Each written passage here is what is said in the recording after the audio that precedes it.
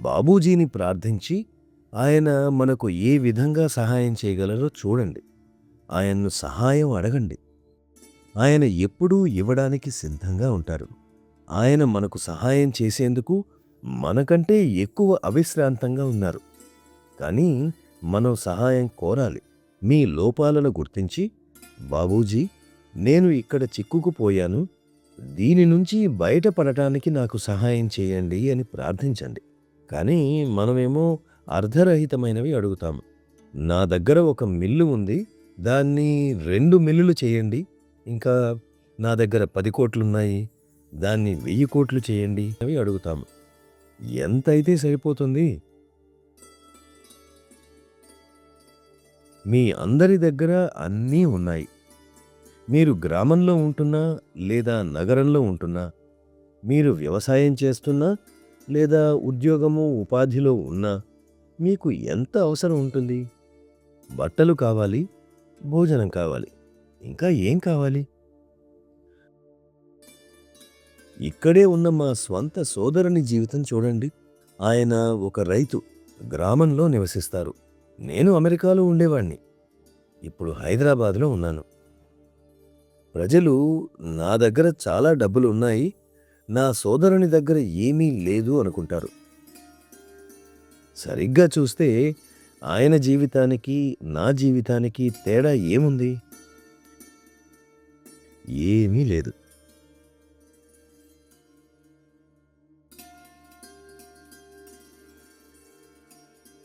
అవసరాలు. ఎవరికైనా అవసరం కంటే ఎక్కువ ఏం కావాలి? మేమింకనూ కోరికలకు బానిసలమై ఉన్నాము. చాలామంది కోరికలు ఉండకూడదా అని అడుగుతారు. కోరికలు ఉండకూడదని బాబూజీ అనరు. ప్రతి తండ్రి తన పిల్లలు బాగా చదువుకోవాలని, బాగా ప్రవర్తించాలని కోరుకుంటారు. ఆధ్యాత్మిక సాధన క్రమంగా చెయ్యాలని, బాగా ఎదగాలని కోరుకుంటారు. ఆ కోరికలు సహజం. కానీ ఈ వాక్యం ఏమి చెబుతుందంటే, ఇంకనూ నేను కోరికలకు బానిసనే. ఇంకనూ కోరికలకు బానిసలమై ఉండటం, ఇంకనూ కోరికలకు బానిసలమై ఉండటం అనే ఈ 3 పదాలు ఆ భేదాన్ని తెలుపుతున్నాయి. బానిసత్వం, కోరికలకు బానిసత్వం.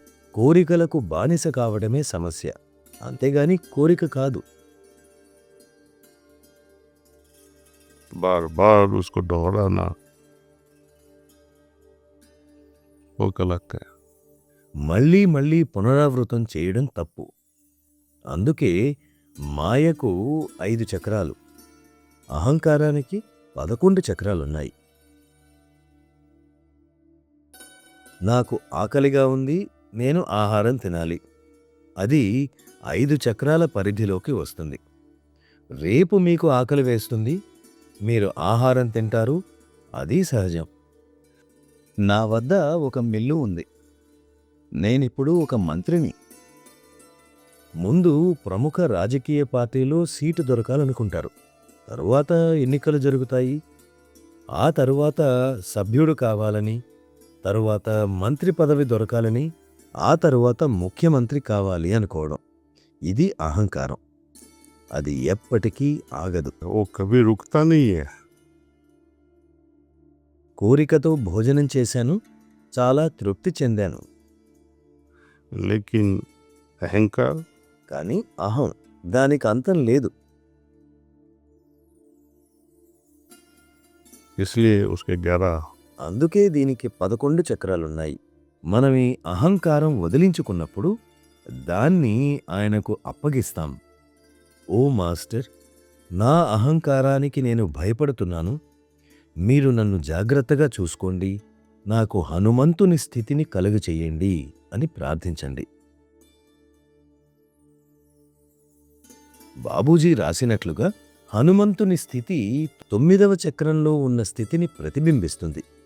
ఇదంతా హనుమాన్ గురించి. మానావమానాలు లేకుండా జీవించడం. గౌరవాన్ని, అవమానాన్ని అధిగమించిన వారు హనుమంతుని వంటి స్థితిని పొందుతారు.